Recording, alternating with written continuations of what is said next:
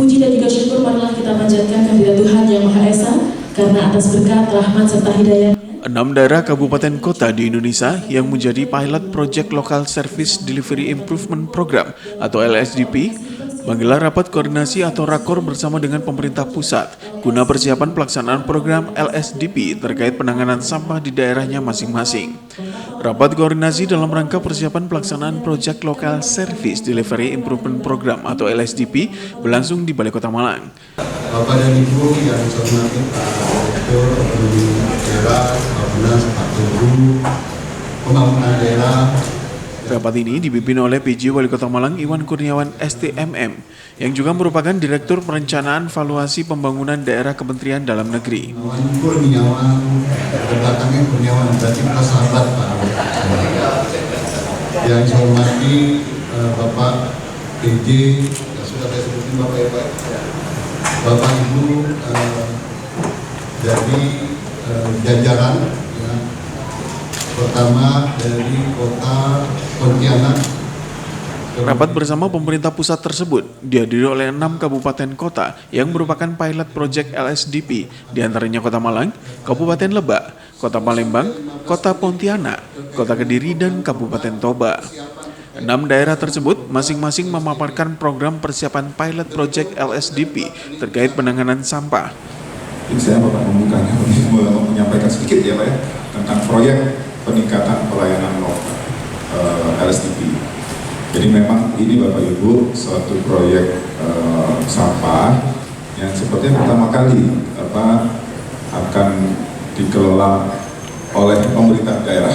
Ini luar biasa terobosan dari Pak Iwan juga, sehingga World Bank juga memberikan satu dukungan dan Bapak Nas juga support Pak, agar memang yang selama ini kalau sampah itu memang langsung turun dari pusat Pak ya, jebret misalnya dari PU atau dari LH misalnya. Nah ini kita masih melihat beberapa hal yang mungkin kurang ini ya. Nah sekarang ini kita akan upayakan Pemda, apalagi sekarang semuanya wali kota hadir dan kita berharap wali kota itu bisa menjadi manajer Pak, manajer kota. Jadi memang benar-benar masalah sampah ini memang masalah kota yang harus diselesaikan kota itu sendiri atau Pemda itu sendiri. Sekarang kita sudah pada tahap sebenarnya sudah cukup panjang juga persiapannya dari tahun lalu, mulai dari usulan kegiatan, pembiayaan rayakan, peningkatan kesiapan, dan kita berharap di tahun ini negosiasi pinjaman itu bisa dilaksanakan dan kita bisa mencapai loan agreement. Bappenas sudah mengeluarkan step terakhir ya daripada ini, yaitu mengeluarkan DK Bapak Ibu atau daftar kegiatan pada Juli kemarin. Ini sebagai satu syarat pelaksanaan negosiasi. Nah saat ini berada di keuangan. Keuangan sedang melakukan satu proses, kemudian itu nanti menuju ke loan agreement-nya. Nanti ini akan menjadi perbaikan juga untuk proses loan agreement dan juga nanti mungkin selanjutnya. Pertama, dokumen FSDD harus direview bersama PUPR, ya Pak. Kemudian proses penilaian PBG harus dilakukan bersama Mendagri, KLHK, dan PUPR. Dan Mendagri harus memastikan komitmen pemerintah daerah, termasuk dukungan komitmen tertulis dari legislatif DPRD. Nah ini tadi saya melihat ada beberapa perubahan-perubahan dari RC-nya Toba ya, jadi 109 ton, atau pokoknya harus ada sesuai dengan apa yang nanti bisa jadi didiskusikan di negosiasi itu. Nah ini oke. Nah oke. Next. Baik, jadi itu yang bisa nanti kita sepakati bersama di hari ini. Mudah-mudahan bisa menjadi kita siap Pak ya untuk nanti di bulan November ya Bu.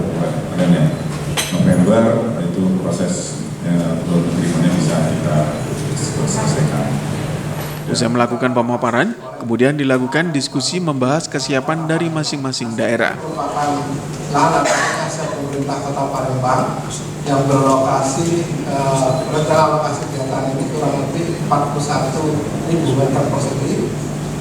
Luasan lahannya 240 meter persegi. Dan ini berada di TPA Sukawinata, dia rencana lokasi kegiatannya. Lanjut.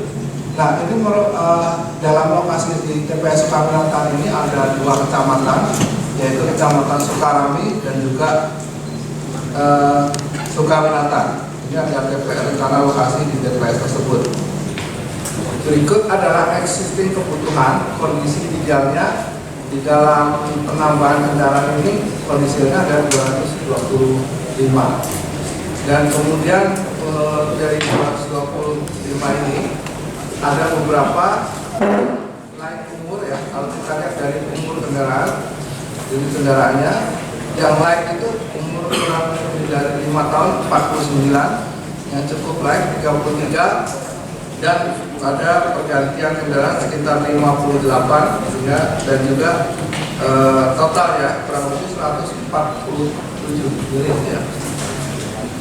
Nah, Bapak Ibu sekalian, kita lihat di sebelah kanan itu ada jumlah penduduk Kota Palembang 2023 berdasarkan data BPS 1,772.492 jiwa, terdiri dari 18 kecamatan. Timbulan sampah kalau data kami tercatat di 2023 dari jumlah penduduk kali 0,7 per kilo per orang per hari, jadi totalnya 1 juta ya, 1.240,74 ton per hari. Penambahan infrastruktur berupa damper TST sebanyak 3,8 miliar, pembelian ambrol 1,4 miliar. Dam teraga itu diharapkan untuk dapat mengakses perumahan lebih kecil dari dam truk. Itu juga tahun ini pengadaan kontainer, mobil towing, kompaktor, dan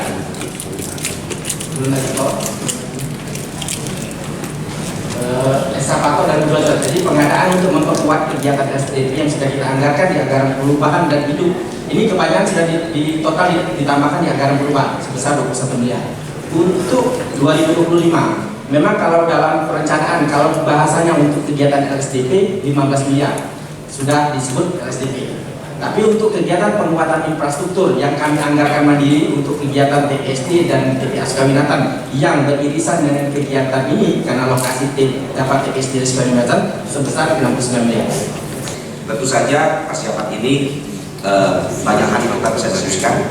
Kami berharap hari ini bisa kita maksimalkan diskusi untuk memaksimalkan proyek SDP. Banyak kritikan terkait dengan proyek-proyek sampah. Kita berharap SDP ini bisa betul-betul secara nyata menjadi proyek penanganan sampah terbaik di Indonesia. Saya rasa demikian. Sekian, terima kasih. Wassalamualaikum warahmatullahi wabarakatuh. Mohon izin Pak, ini ada rencana pengelolaan sampah yang di Kabupaten Lebak. Ini ada beberapa hal yang akan kita kerjakan, bahkan yang plastik RDF-nya kami sudah ada Pak, sudah bekerja sama MOU dengan teman-teman di PT Semindo, pabrik semen, PT Semindo Gemilang, pabrik semen dibayar. Bahkan ini sudah RDF-nya sudah kami MOU-kan dengan PT Semindo, dan ini akan menjadi bahan bakar pengganti bahan bakar batu bara mereka terhadap RDF. Ini sekali lagi saya terima kasih lagi Pak Iwan. Ini sudah kami laksanakan MOU-nya sejak zaman Pak Iwan kemarin. Kami tinggal jalan aja Pak Iwan. Ketemu Pak Iwan. Lanjut untuk kegiatan overall plan-nya SDP persampahan ini dari 171 miliar kami akan jabarkan kepada Dinas PUPR sebesar 51 miliar, LHK sekian, kesehatan 250, Bapak Warga 1,1 miliar, dan Dinas PMB 1 miliar.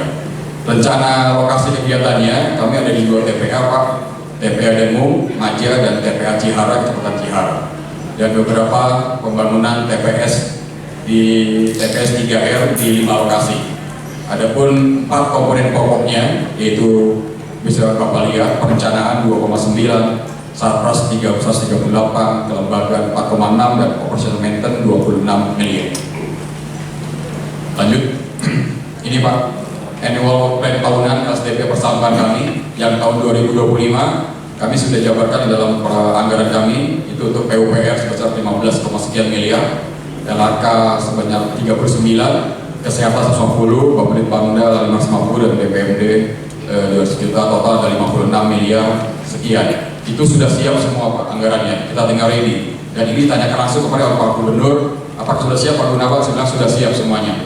Jadi Lebak tinggal menyelesaikan proyek-proyek berdasarkan tahapan-tahapan yang kita lakukan. Berikutnya Pak PD Wali Kota Pontianak, silakan. Sampah organik sebanyak 15,3%, kemudian itu berupa kertas atau karton itu 7,2%, berupa karton ranting ada 1,5%, lainnya ada 0,0%. Kemudian target kami untuk tahun yang 2021 sampai dengan ini dan sampah rumah tangga dan beton pada tahun 2022 sebanyak 150.366. Saya bagi 1,29 ton. Ini diprediksi pada tahun 2022 akan naik dari prediksi 1,270,10 ton. Pada tahun 2024 menjadi 72%, sedangkan 2022 tidak 70%. Kami target mengenai sampah rumah tangga dan sampah jenis rumah tangga dan minum ton. Jadi kalau kita lihat datanya dari 2021 sampai 2023. Secara capaian pengelolaan Kota Malang sampai dengan tahun 2023 kami mendukung kegiatan Bapak Presiden Republik Indonesia terkait Indonesia Bebas Sampah di tahun 2025.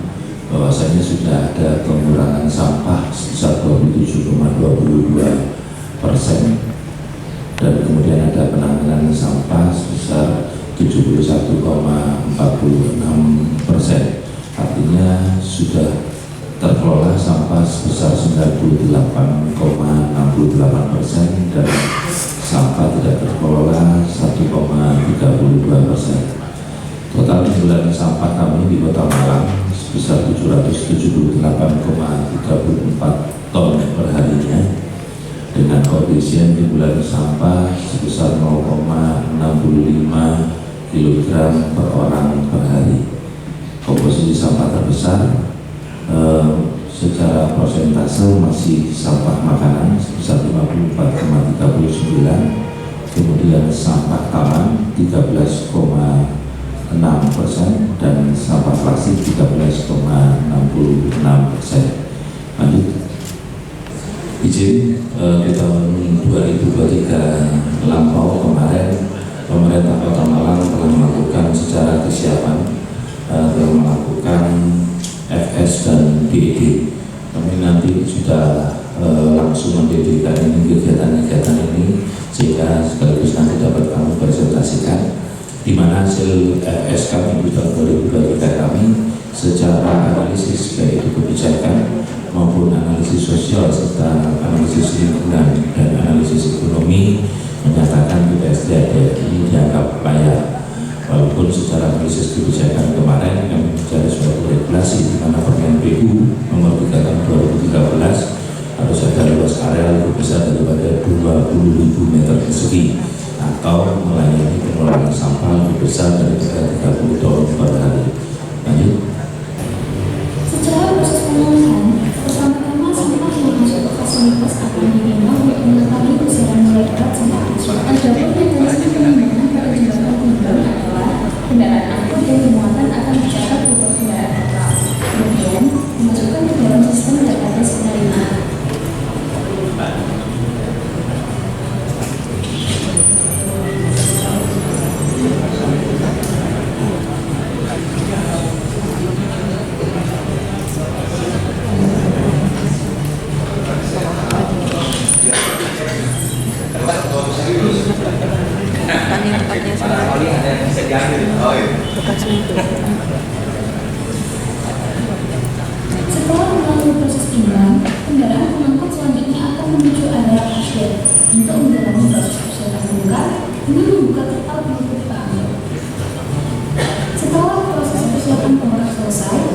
maka kalau berikutnya kendaraan angkut akan menuju ke arah kota sesuai antrian.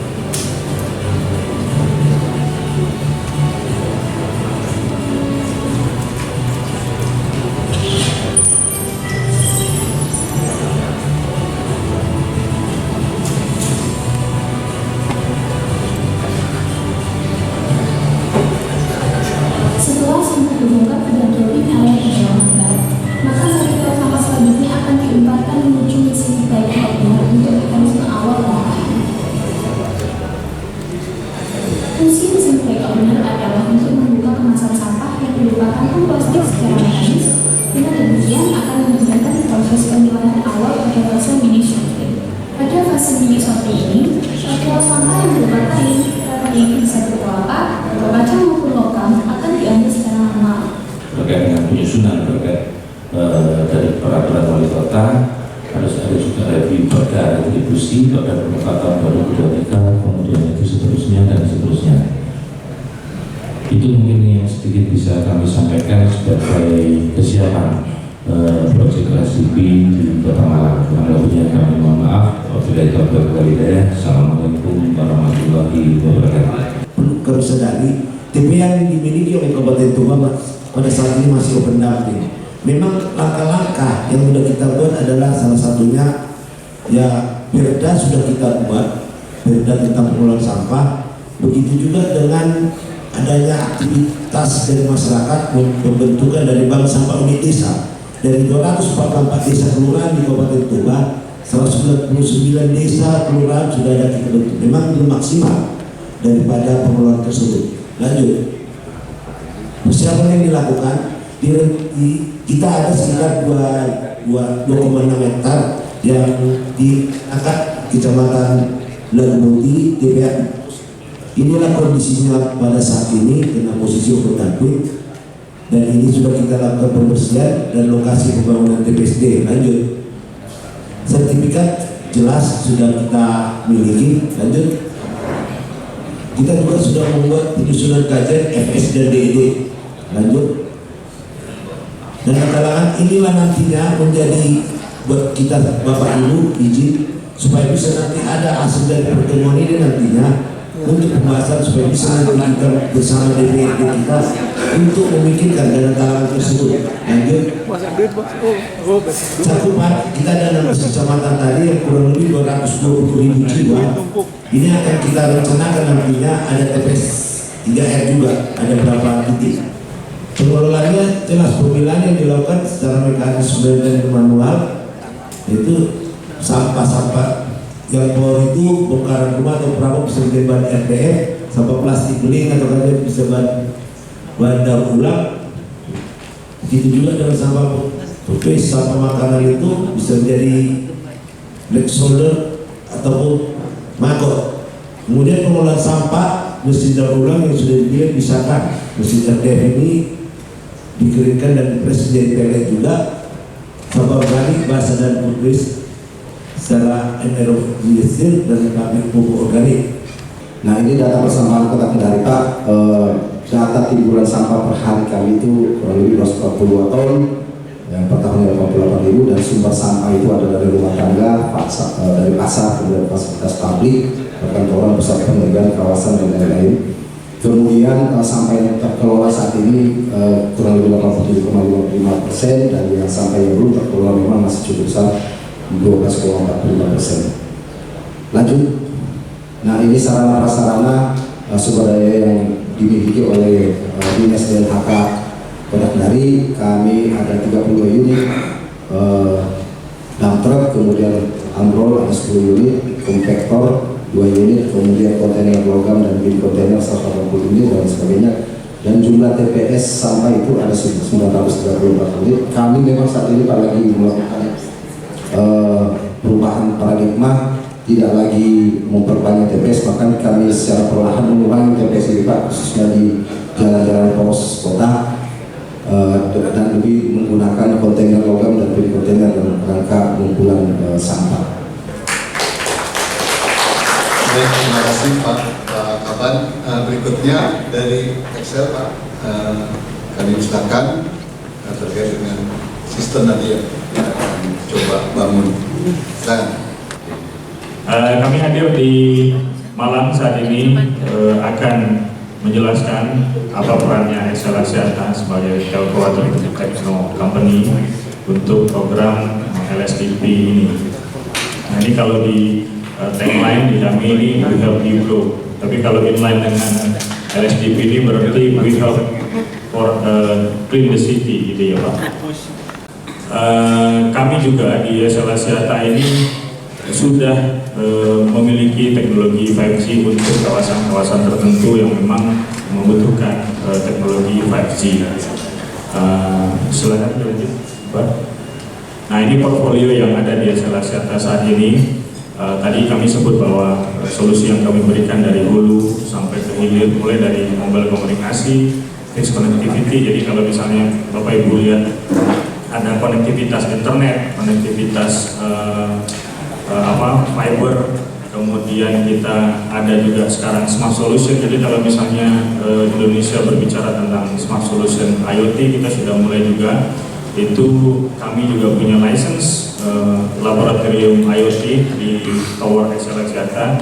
Teman-teman atau bapak-bapak dari Palembang sudah pernah hadir melihat sensor-sensor yang bisa mendukung kota-kota menjadi kota yang Smart City. Usai menggelar rakor bersama 6 kabupaten kota, pilot project LSDP dengan pemerintah pusat, PJ Wali Kota Malang Iwan Kurniawan mengatakan, rakor tersebut merupakan tahapan persiapan untuk penanganan sampah sesuai dengan platform di dalam dokumen RPJPN dan RPJMN, di mana sampah merupakan salah satu prioritas nasional yang harus daerah dukung dalam rangka pengentasan masalah sampah di daerah. Metodenya berbeda. Ada yang langsung dibangun oleh pemerintah pusat, ada yang langsung dilaksanakan oleh daerah, contohnya program LSDP. Kita tidak melihat plus minusnya, tapi tujuannya sama untuk melakukan pengelolaan sampah ke depan lebih baik di seluruh provinsi maupun di seluruh kabupaten kota.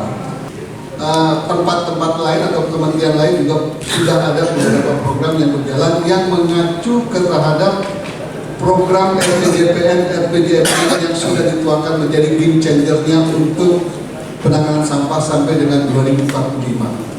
Artinya Bapak dan Ibu, di samping dengan beberapa kesiapan kita, kekurangan kita, tentunya kita sepakat bahwa ini akan jalan, tinggal waktunya terkait dengan kesiapan pemerintah pusat maupun pemerintah daerah.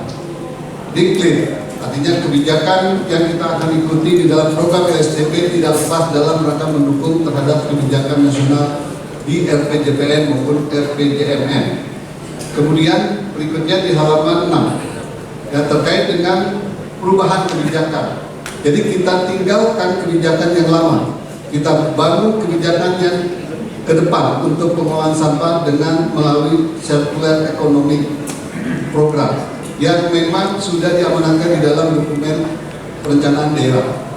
Kriteria penapisan. Jadi Bapak Ibu, di dalam proses pilot untuk program ini sudah dilakukan penapisan sampai dengan 207 yang memungkinkan untuk bisa mengikuti program LSDP. Tapi sudah dilakukan penapisan tahap pertama adalah 6 kabupaten kota yang kita duduk pada saat ini. Sehingga perlu dilakukan langkah-langkah percepatan persiapan dalam rangka untuk pelaksanaan program yang nantinya menjadi pilot dan contoh keberhasilan, bukan contoh untuk kegagalan. PJ Wali Kota Malang menambahkan bahwa rapat tersebut untuk mendiskusikan penanganan sampah yang nantinya sumber pembiayaannya pada APBD dan bantuan dari luar negeri, World Bank dalam bentuk hibah ke daerah. Dalam pengalokasian. Yang pertama, standar teknis SAPRAS. Dengan standar teknis SAPRAS yang dilakukan standar teknis yang KW3, kalau bisa KW1, ya. Kemudian ada perhitungan biaya ideal. Tentunya kita lihat ada beberapa peraturan-peraturan yang mempedomani terhadap standarnya biaya ideal. Tidak kita bergerak sendiri-sendiri, asumsi sendiri, tapi tidak berdasarkan standar aturan yang ada. Jadi ada Permendagri 7, kemudian ada juga satuan yang kita buka besaran harga pasar dari katalog, kemudian juga ada Permen PUPR nomor 3 yang menjadi acuan kita. Kemudian cakupan layanan, kemudian input sampah. Ini dalam pengalokasian anggaran harus memperhatikan asumsi umum terkait dengan standar SAPRAS, perhitungan ideal, besaran harga sampai dengan ke input sampah.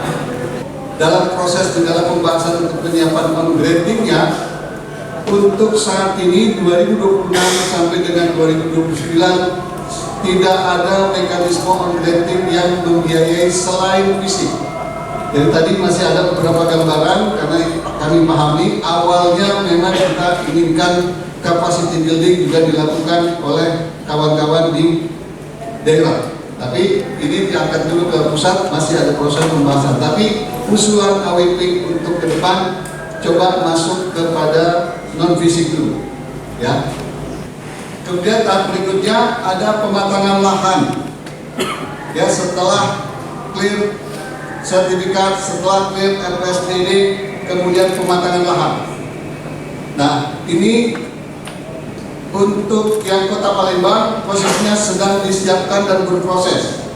Untuk Kabupaten Lebak sudah siap, sudah dipematangkan. Saya belum lihat Kota Pontianak, saya belum lihat Kota Kediri, Kendari, dan Toba.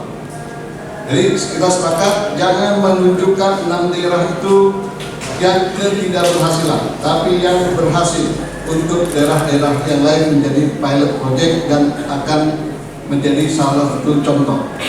Saya informasikan Pak, ini update-nya. Jadi timeline yang sampai dengan saat ini, Bu Alen sekalian, saya lapor dari Bapenas. Mulai dari 2022 September Pak Menteri meminta dukungan kepada World Bank maupun Bapenas. Kemudian ditunjuk Dirjen Bina Bangga sebagai implementing atau eksekutifnya. Kemudian 2023 ya April, Mei yang berproses.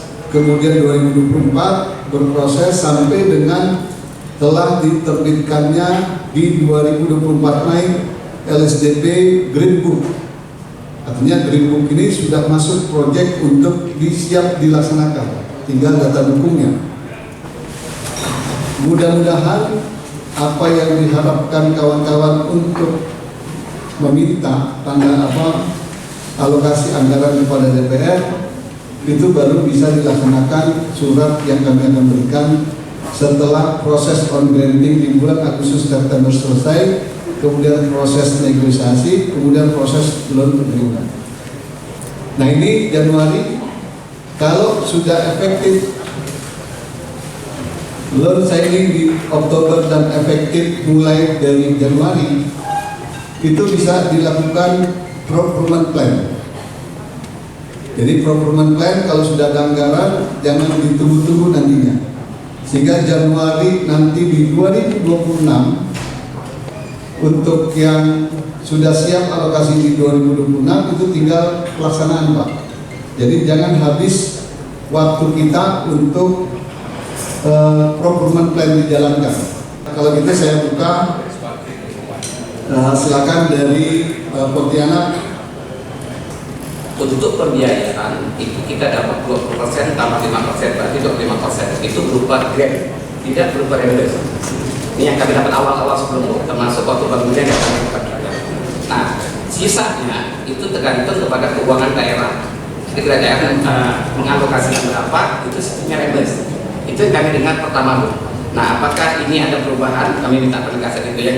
Jadi kalau dia berupa grade itu ya kami tunggu justru surat itu, karena ini mau kita masukkan dalam APBD 2025 sedang pembahasan, tinggal kita nanti nunggu dia punya surat. Itu yang kami dapat informasi awal sebelum yang hari ini. Nah, kami minta penegasan hari ini apakah itu masih berlaku atau ada konsep-konsep lainnya. Lalu yang kedua Pak, tadi sudah disampaikan Bapak Kerji Wali Kota kami, kalau Pontianak insya Allah sudah konsep sudah dapat Pak. Malah kita sudah sampai ke optaker nih Pak, dan kita sudah dapat balancing keuangan kita. Tadi saya nggak ada melihat adanya satu kewajiban untuk membuat AMDAL. Dan ingat pembangunan ini adalah pembangunan cukup besar. Nah ini apakah diwajibkan? Nah kalau kita bicara tonase di bawah 500 ton sampah itu KLPR, tapi namanya dokumen lingkungan Pak. Nah apakah diwajibkan? Kalau kami posisinya kami sudah buat AMDAL Pak. Baik, mungkin Pak dapat kami pertanyakan. Terima kasih. Assalamualaikum warahmatullahi wabarakatuh. untuk ke-6 indikator bulan keberapa dari yang mulai start awal adalah Palembang dan Lebak yang start awal karena ada anggaran mulai dari 2025. Untuk 10% di indikator regulasi itu bulan keberapa harus tuntas. Jadi kita jangan merasa oh ini akan ada, tapi kita juga di-guide waktunya. Ketika kita, kan ini terkait misalnya RDPS, saya belum melakukan penyesuaian. Berarti di anggaran 2025 saya berkajian. Belum habis kajian selesai kita masuk ke proses perwali. Itu kan butuh waktu. Nah, timeline itu tolong di-guiding yang jelas sehingga capaiannya akan optimal. Tadi sudah Pak satu ya dari Pak Irwan tentang yang non visi itu. Kemudian yang kedua Pak tadi ada slide tentang kapasitas fiskal Pak. Nah, berarti kan kami Pak ini kapasitas fiskal sedang, berarti yang pengelolaan di bawah 100 tahun itu ya? Iya, oh itu ya. Oh iya. Baik, ini saja yang saya mau pertegas berarti harus ada penyesuaian baru. Saya kira itu saja Pak. Pola PHLN yang diterus hibahkan ke daerah dengan model itu model seperti daerah hibah ya Pak. Itu sampai sekarang PMK-nya masih dalam proses untuk menuju penyusunan di Kementerian Keuangan. Jadi sebenarnya turunan dari dana KKPD memang mensyaratkan itu PP 3000 ya Pak. PP 3000 turunannya undang-undang KKPD juga mengamanatkan bahwa PHLN yang diterus hibahkan ke daerah itu skenario-nya pakai dan daerah hibah ya Pak. Daerah hibahnya skenario delivery-nya seperti apa, apakah 3 bulanan, apakah di akhir, itu masih harus kita bahas Pak dengan DJPK karena mereka harus memakannya melalui PMK. Sepakat Pak dari Palembang tadi pakem dengan indikator kinerja betul, tentunya nanti teman-teman Wopek akan membuat semacam kayak istilahnya kalau di kementerian lembaga itu kayak kamus kinerjanya Pak untuk masing-masing indikator itu, karena nggak mungkin misalnya tadi saya Lebak gitu ya, udah selesai perwalinya yang PGSP 6 bulan misalnya gitu, terus tahu dapat 10%, apakah 10% itu dari sisi quality Pak, mungkin in term of quantity-nya udah accomplished, tapi in term of quality-nya nanti teman-teman Wopek sama-sama dengan Kemendagri akan muncul kamus kinerjanya, apa yang bisa mendefine Bapak Ibu itu sudah 100% oke dari sisi quantity dan quality-nya dalam hal untuk mendeliver perwalian tersebut gitu. Terkait dengan performan PBG ya, kinerja 25 itu, jadi mudahnya gini Pak, itu bukan uang hibah, ya artinya bukan uang disediakan untuk hibah dan digunakan untuk daerah, tapi uang yang parkir dari World Bank yang dimasukkan ke kas negara, yang nanti bisa digunakan kalau tiba-tiba Januari Februari sudah ada tagihan yang harus dirembes. Jadi bukannya ini polanya sama dengan DAK, bukan menunggu 1 tahun, bukan, tapi sudah ada pada saat tahun efektif, pada saat naskah hibah perjanjian sudah ditandatangani, sudah parkir, sudah bisa diserap, dirembes maksud saya. Nah, ini yang mungkin harus diperhatikan, kembali lagi kolaborasi per sektornya harus dilihat karena ini menjadi berbeda antara proyek-proyek TPST sesungguhnya yang memang banyak dilihat oleh pusat langsung dengan yang LSDP ini. Jadi kembali lagi per sektornya bukan harus kayak masuk ke budget postur, tapi paling tidak di struktur kelembagaan pengelolaan LSDP di daerahnya kelihatan kolaborasi dinas LH-nya mungkin atau dinas PU-nya masih menjadi aktor utamanya, tapi kolaborasi dengan Bapeda, mungkin juga dengan BPKAD, dengan DPRD, Dinkes itu harus kelihatan juga. Mungkin itu aja tambahan saya makasihnya. Lebih kurangnya mohon maaf, kita akhiri pertemuan diskusi kita pada hari ini, kita lanjutkan ke lapangan. Wabillahi taufiq wal hidayah. Wassalamualaikum warahmatullahi wabarakatuh.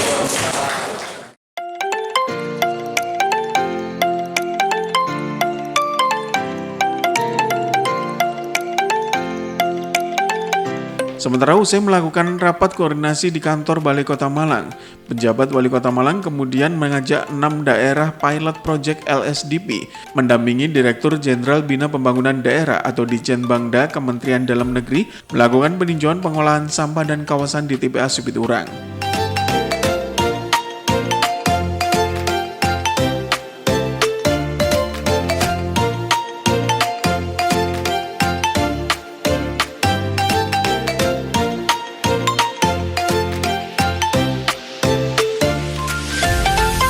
Ditjen Bangda Kemendagri Restuadi Daud didampingi PJ Wali Kota Malang Iwan Kurniawan STMM dan 6 kepala daerah penerima pilot project LSDP berkeliling meninjau proses pengolahan sampah di TPA Supiturang, mulai dari sampah datang, proses pemilahan, proses pengolahan sampah menjadi kompos, serta meninjau kawasan pendukung lain di TPA Supiturang, Kota Malang.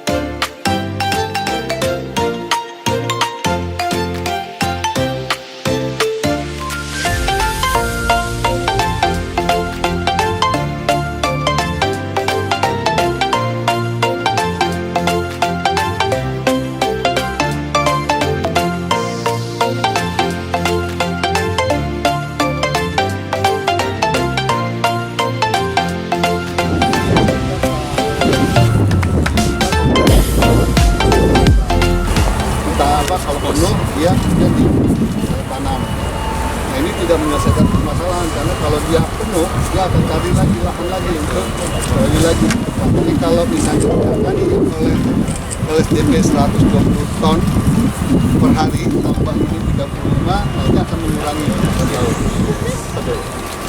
Teman-teman tidak lagi bicara paparan koordinasi, bicaranya yang seperti awal Pak.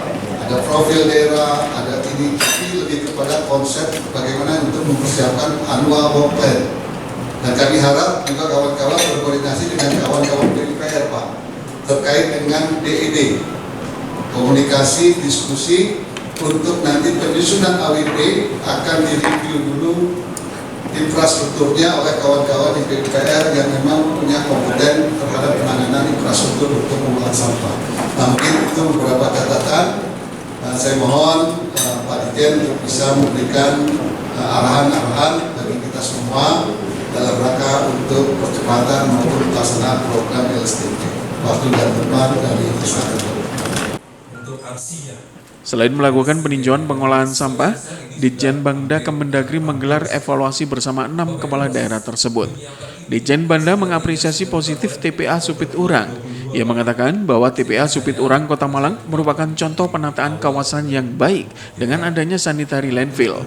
Dengan pengolahan sampah 35 ton per hari, sehingga bisa menjadikan referensi untuk annual road plan. Kalau untuk pusat saya kira clear.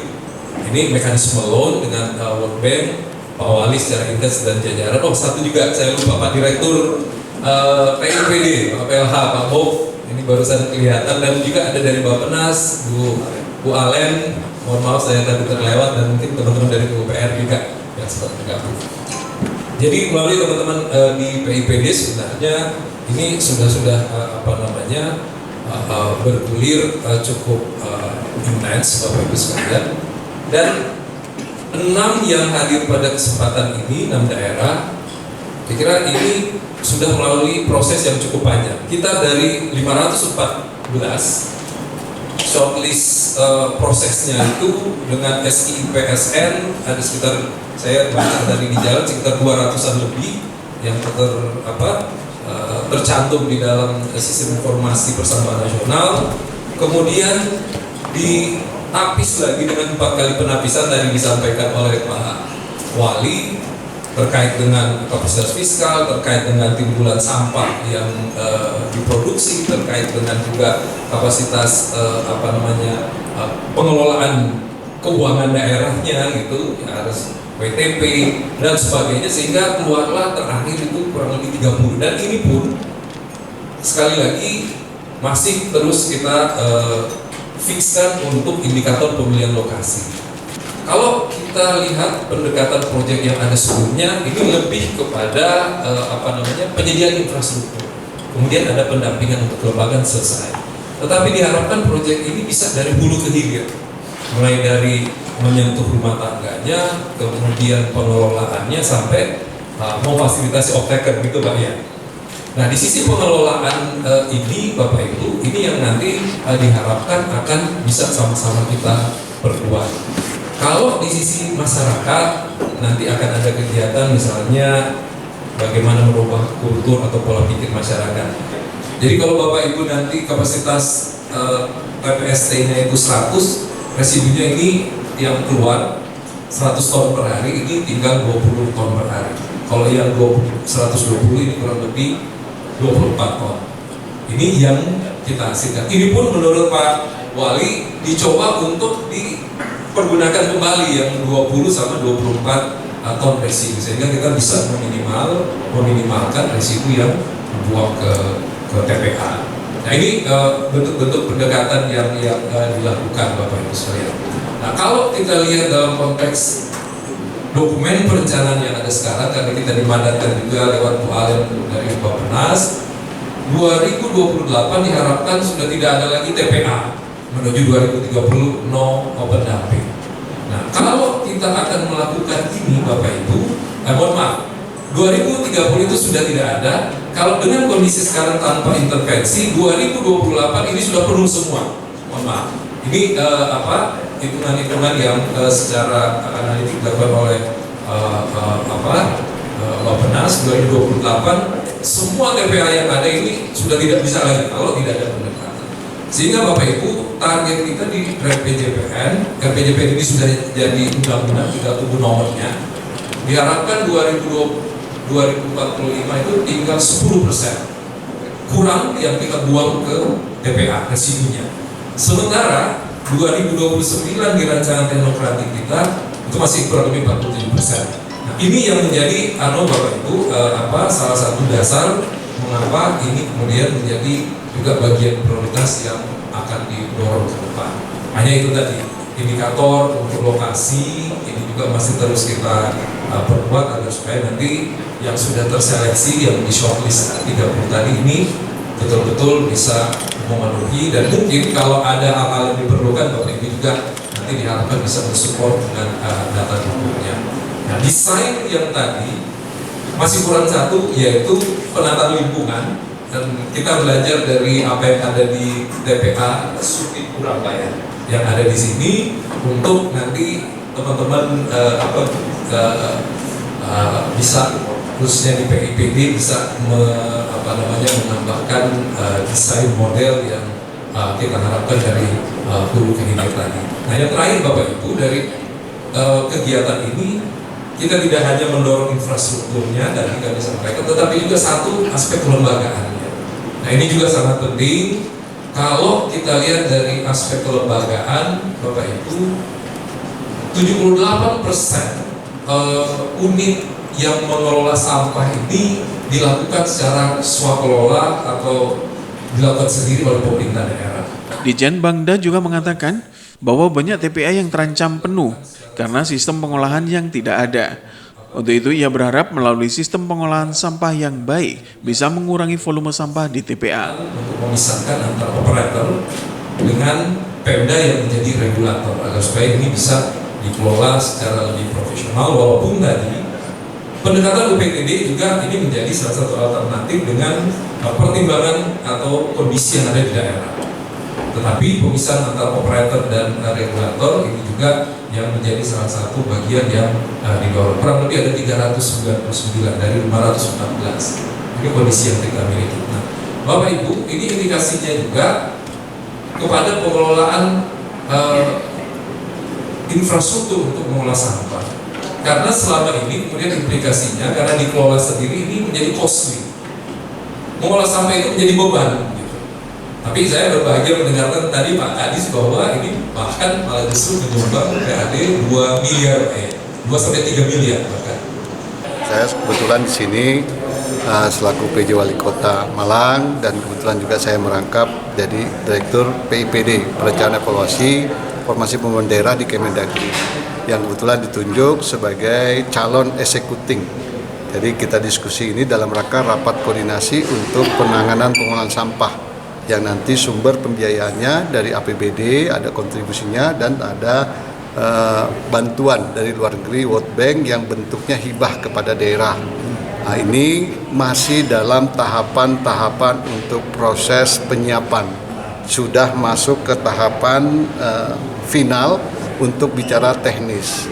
Alhamdulillah kami bisa undang ke sini yang sebenarnya bagi saya sebagai Wali Kota Malang bisa memberikan peningkatan PAD.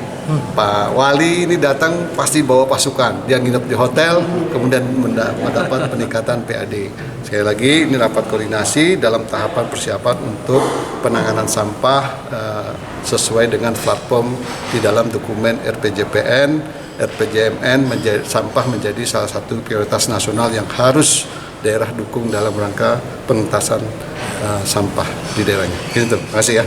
Dan poinnya adalah mengecek kembali kesiapan teknis dan juga kesiapan administratif. Dari segi administratif yang hadir ini semua tentunya sudah siap memadai, tinggal persiapan untuk masalah aspek-aspek teknis. Nah, Kota Malang inilah yang akan kita jadikan lesson learn ya untuk bisa juga replikasi dan paling tidak yang mendekati samalah areanya seperti halnya kalau Kota Palembang mendekati sama dengan Kota Malang. Jadi sedikit banyak kita akan compare.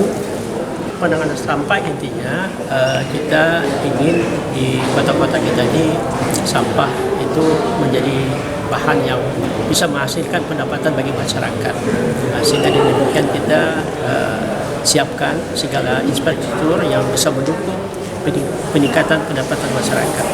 Jadi nanti sampah kita pilah sesuai dengan kebutuhannya yang betul-betul bisa kita jadikan barang yang dapat meningkatkan. Karena Kalimantan Barat ini rencana kami sampah ini akan diolah kalau kresek itu menjadi bahan bakar ya, kemudian juga bisa jadikan listrik ya, kemudian gas untuk rumah tangga dan pupuk. Itu yang akan kita buat nanti di Kalimantan Barat, sehingga demikian pertemuan ini sangat baik bagi kami dan sekaligus komitmen daerah untuk pengolahan sampah yang lebih baik di masa akan datang. Sekali itu. Kesiapannya seperti apa Pak sejauh ini Pak? Persiapan di Kalimantan Barat kita sudah menyiapkan lahan, sudah kita siapkan, kemudian beberapa mesin pengolah juga sudah disiapkan. Bahkan untuk yang maggot itu kita sudah jual untuk kepentingan ternak dan ikan. Ya seperti itu. Dan yang bahan bakar untuk angkutan kita tidak perlu lagi membeli bahan bakar, kita sudah menghasilkan dari bahan bakar yang kita produksi. Salah satu bentuk komitmen dari pemerintahan di tingkat pusat ya Bapak Ibu sekalian, di tingkat nasional kan tadi sudah disampaikan di pembahasan sebelumnya di 20 tahun ke depan untuk Indonesia Emas 2045 tentunya dalam komitmen untuk pengolahan sampah tadi selain untuk menuju sirkular ekonomi, kita pengen sebenarnya 100% sampah yang diproduksi oleh masyarakat gitu ya utamanya itu terkelola dengan baik. Itu target 2045. Nah sekarang kan mungkin masih jauh ya Bapak Ibu sampai 100% sampahnya terkelola dengan baik, sehingga ini memang komitmen pemerintah tingkat pusat kerjasama dengan Bank Dunia gitu ya untuk bisa membantu teman-teman daerah. Bentuknya tidak hanya sekedar bantuan, tapi tentunya komitmen dari persiapan Pemda itu sendiri harus baik sekali. Dan Malang, Palembang, Pontianak bersama-sama dengan kabupaten lainnya gitu ya, kita juga punya komitmen dan juga persiapan yang juga cukup matang gitu ya untuk bisa menyambut program baik dari LSDP ini. Ya mudah-mudahan sih nanti dilanjutkan oleh pimpinan kepala daerahnya yang baru ya di masing-masing wilayah gitu ya. Tentunya nanti mudah-mudahan dielaborasi juga di RPJMD 2025 sampai 2029 untuk masing-masing daerah. Itu mungkin kalau dari saya. Serba besar sih Bu, bantuan Bank Dunia, dan kenapa 6 daerah ini gitu?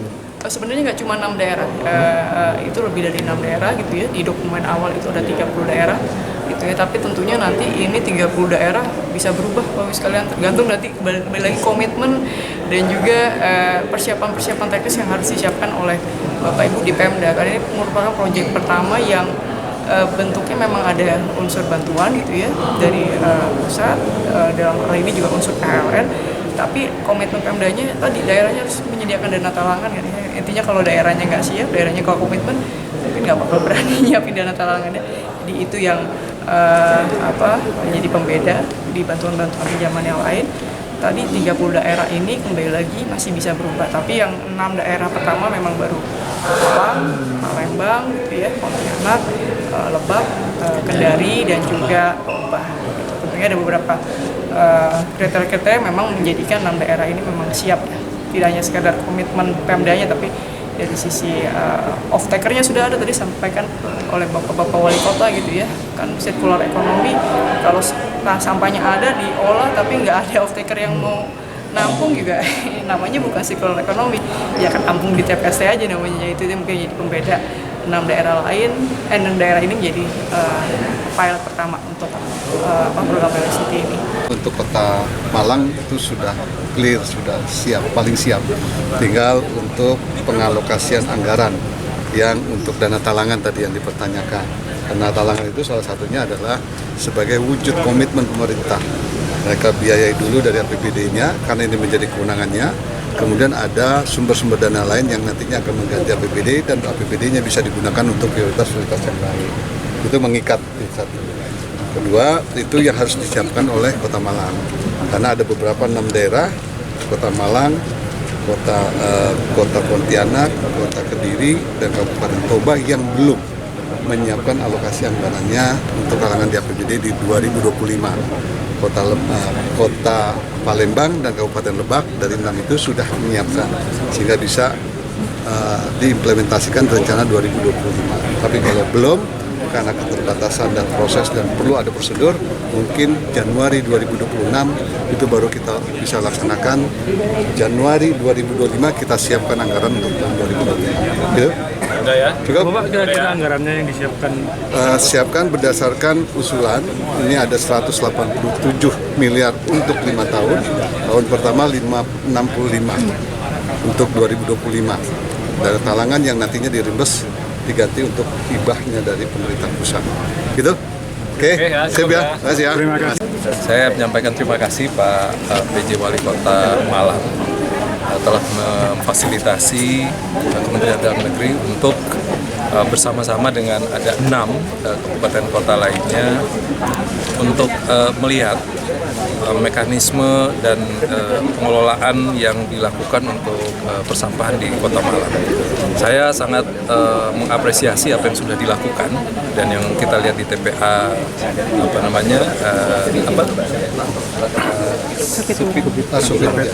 Sepit Urang. Ya. Ini menjadi salah satu referensi bagaimana tempat pengolahan sampah itu dikelola dalam suatu penataan kawasan.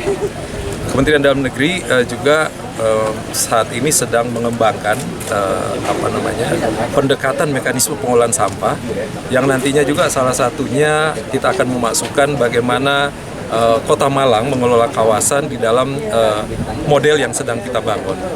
Kementerian Dalam Negeri ke depan juga sedang menginisiasi untuk pengembangan pengelolaan sampah skala menengah sekitar 100 sampai 120 ton per hari yang sedang kita susun bersama dengan beberapa instansi terkait, dan nanti diharapkan ke depan ini bisa menjadi model untuk pengelolaan sampah dalam mewujudkan target di dalam baik RPJMN maupun RPJPN kita ke depan.